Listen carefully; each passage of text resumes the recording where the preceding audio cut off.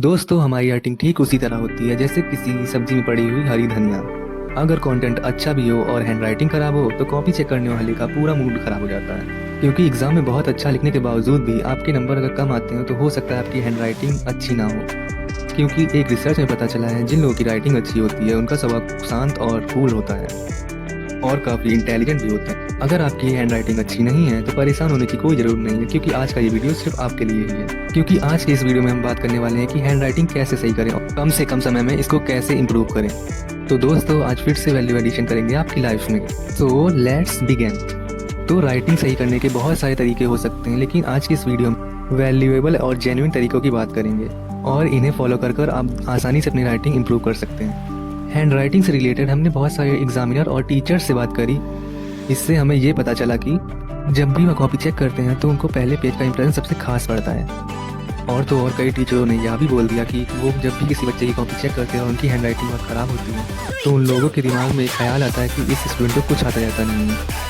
और जिन बच्चों की राइटिंग अच्छी होती है तो टीचर्स के दिमाग पर पॉजिटिव इंप्रेशन पड़ता है और इसका बेनिफिट सीधे बच्चों को, क्योंकि टीचर पॉजिटिव इंप्रेशन के साथ कॉपी चेक करता है और छोटी मोटी गलतियों को इग्नोर कर देता है और उन बच्चों के मार्क्स अच्छे आ जाते हैं। तो दोस्तों अगर आपकी हैंड राइटिंग अच्छी है तो आप बहुत लकी हैं। अगर आपकी राइटिंग अच्छी नहीं है तो टेंशन लेने का नहीं। आखिर हम किस दिन काम आएंगे, तो आइए जानते हैं। Tip number 8। सबसे पहले हमें अपने बैठने के तरीकों को सुधारना है। अगर हम सही से बैठकर नहीं लिख रहे हैं तो इससे हमारे लिखने पर इफेक्ट पड़ता है और हमारी हैंड राइटिंग अच्छी नहीं बन पाती है। और अगर हमारी बैठने की पोजीशन अच्छी है तो हम अपनी राइटिंग को भी अच्छा बना सकते हैं। इसलिए जब भी आप लिखें तो पूरा कंफर्टेबल होकर बैठें।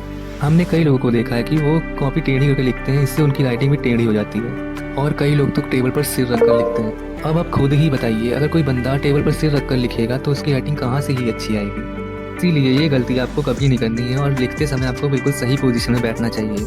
हमारी पोजीशन कुछ इस तरह होनी चाहिए जिससे हमें लिखते टाइम बिल्कुल कंफर्टेबल फील हो। हैंड राइटिंग कैसी होगी ये कुछ इस पर भी डिपेंड करता है कि आप पेन कैसे पकड़ते हैं। अगर हम पेन को टाइटली पकड़ कर यूज़ करते हैं तो इससे दो घाटे होते हैं। एक तो हमारा हाथ जल्दी दर्द होने लगता है और दूसरा अगर हम अपने पेन को टाइटली पकड़ते हैं हमारी लिखावट दूसरे पन्ने पर दिखने लगती है और रायता फैल जाता है।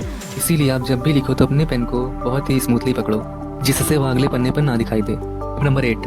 आपने ये अक्सर सुना होगा कि किसी काम को भी जल्दी नहीं करना चाहिए। ठीक उसी तरह दोस्तों जब हम लोग जल्दी लिखते हैं तो हमारी राइटिंग बहुत गंदी आती है और किसी को भी समझ नहीं आती। इसीलिए हमें धीरे धीरे लिखना चाहिए ताकि हमारी राइटिंग अच्छी बन सके और दूसरों को भी समझ आए। और जब आपकी राइटिंग अच्छी होने लगे तो आप लोग स्पीड बढ़ा सकते हैं। Tip number 5। इस टिप के बारे में शायद ही आपने कभी सुना हो। जब हम लिखते हैं तो केवल हम अपने पंजों का यूज़ करते हैं, इसीलिए वह दर्द होने लगते हैं और हमारी हैंड राइटिंग खराब होने लगती है। लेकिन अब हमें ये नहीं करना है। अब हमें लिखते समय अपने पूरे हाथ को मूव करना है। इससे हमारे हाथ में दर्द भी नहीं होगा और आप साफ साफ लिख भी पाएंगे। ट्राई कर देखिए, आपको फ़ायदा होगा। Tip number 4।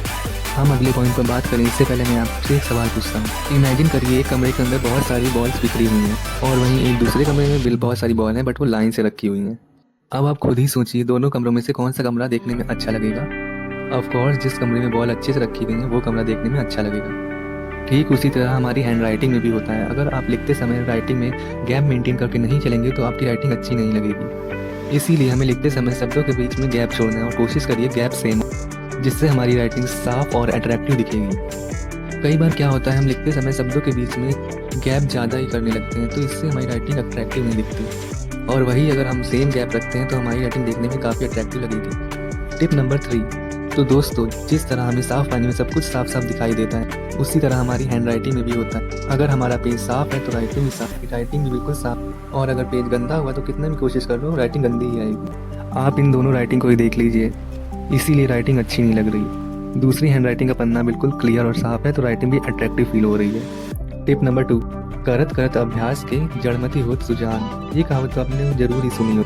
हमारी ये एडवाइस भी इसी कॉन्सेप्ट पर बेस्ड है, क्योंकि प्रैक्टिस कर ही आप अपने गोल को अचीव कर सकते हैं।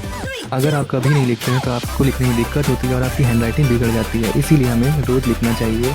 मेरे साथ भी यही दिक्कत हुआ करती थी, इसीलिए मैं पेपर स्टार्ट होने के कुछ दिन पहले से ही लिखना स्टार्ट कर दिया करता था और मेरा हाथ उसी तरह से एडजस्ट हो जाता और मैं पेपर में बहुत अच्छा लिख पाता था। आप भी ट्राई कर सकते हैं। Tip number 1। तो एक बात तो बिल्कुल पक्की है कि अगर बंदूक अच्छी है तो फायरिंग भी उससे बहुत अच्छी ही होगी, और अगर बंदूक अच्छी नहीं है तो फायरिंग भी अच्छी नहीं है। ठीक उसी तरह हमारे पेन के साथ भी होता है। अगर वह ब्रांडेड कंपनी के हैं तो लिखने में भी अच्छे होंगे और अच्छी राइटिंग भी होगी।